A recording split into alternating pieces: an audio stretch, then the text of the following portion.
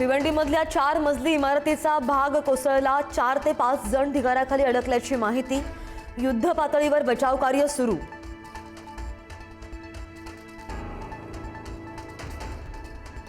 पुढील काही तासांमध्ये विदर्भामध्ये मुसळधार ते अतिमुसळधार पावसाचा हवामान विभागाचा अंदाज। अकोला, चंद्रपूर, नागपूरसाठी ऑरेंज अलर्ट।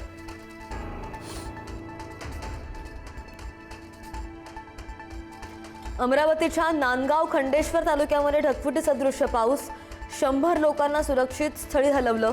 घरांमध्ये पाणी शिरल्यानं नुकसान। नांदगाव खंडेश्वर तालुक्यातील शाळा आणि महाविद्यालयांना आज सुट्टी।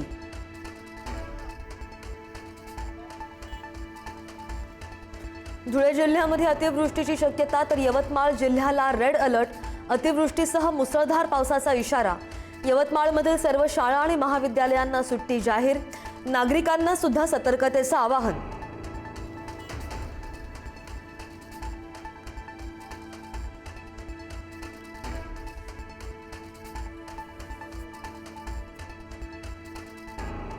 कोल्हापूरमधल्या नृसिंहवाडीमधील दत्त मंदिरामध्ये दुसरा दक्षिणद्वार सोहळा संपन्न। पावसामुळे कृष्णा आणि पंचगंगा नद्यांच्या पाणी पातळीमध्ये मोठी वाढ। श्रींच्या चरणांवर कृष्णेचं पाणी प्रवाहित होताच दुसरा दक्षिणद्वार सोहळा संपन्न।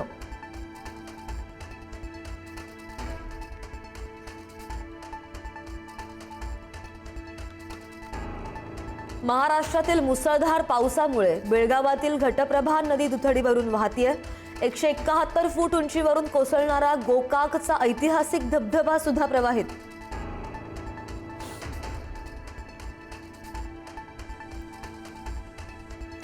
राज्यामध्ये धरणांमध्ये सध्या फक्त 63.25% पाणीसाठा शिल्लक। जुलै महिना संपत आला तरी सुद्धा धरणांमध्ये अपेक्षित जलसाठा नाही। मराठवाड्याची चिंता कायम। कोकण, पश्चिम महाराष्ट्राला काहीसा दिलासा।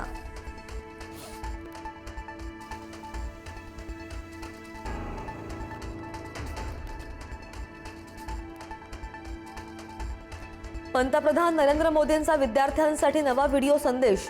देशाच्या परीक्षा पद्धतीमध्ये बदल गरजेचा। विधेयकामुळे परीक्षा पद्धत आणखी मजबूत आणि पारदर्शक होईल। मोदींनी व्यक्त केला विश्वास।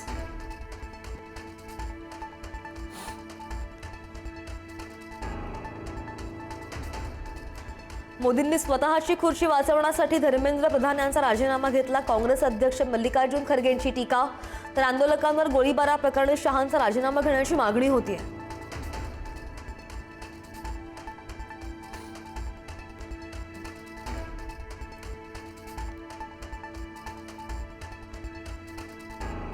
पक्ष प्रवेशासाठी भाजपाकडून धमकी आणि ऑफर।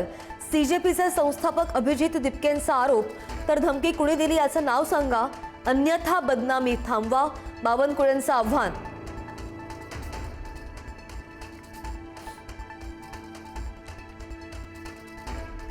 म्हाडामध्ये नागरिकांच्या तक्रारी ऐकण्यासाठी स्वतंत्र कक्ष तयार करावा। मुख्यमंत्री फडणवीसांचे आदेश। सर्व कामं नियोजित वेळेमध्ये आणि दर्जेदार करण्याच्या मुख्यमंत्र्यांच्या सूचना।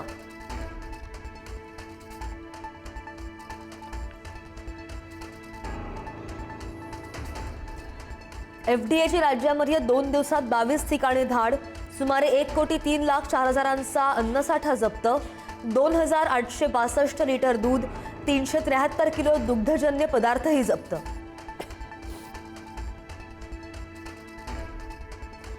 तुकाराम मुंढेंच्याकडे कार्यपद्धतीविरोधात कर्मचाऱ्यांची नाराजी।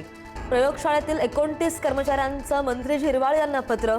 कामाचे वाढीव तास, शनिवार रविवारही काम करावं लागत असल्याची तक्रार।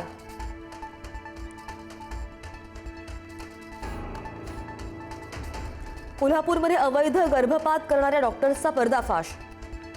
माजी आरोग्य उपसंचालक डॉक्टर चंद्रकांत गायकवाडांना रंगेहात अटक। आरोग्य मंत्र्यांच्या जिल्ह्यामध्ये पुन्हा एकदा मोठी कारवाई।